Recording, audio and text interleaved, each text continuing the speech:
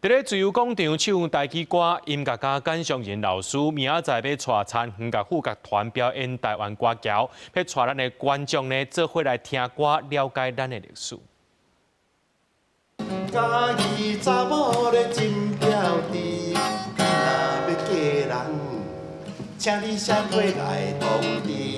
音乐家简尚仁咧唱的是《家己查某》，这条歌是几百当前先民来台了后，就不断伫咧台湾这片土地创作出来传统民谣。后来到1930年，日本时代嘛继承这挂传统，甲台语的七声八调唱出技术的境界，亲像望春风、苏桂红等等。倒一项，下也有别项，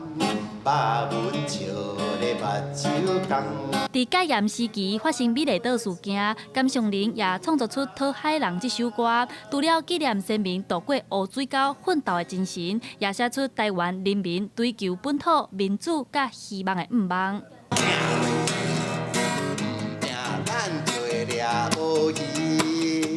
简尚仁老师讲，到现主时的台湾，主要有4个族群，大家无分你我，无搁相搭，而且搁展现出团结斗阵爱台湾的精神。阿爸的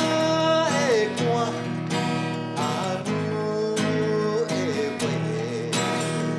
阿母拢无我是个。咱除了讲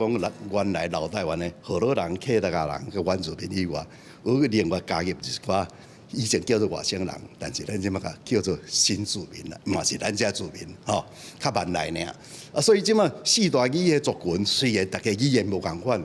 毋过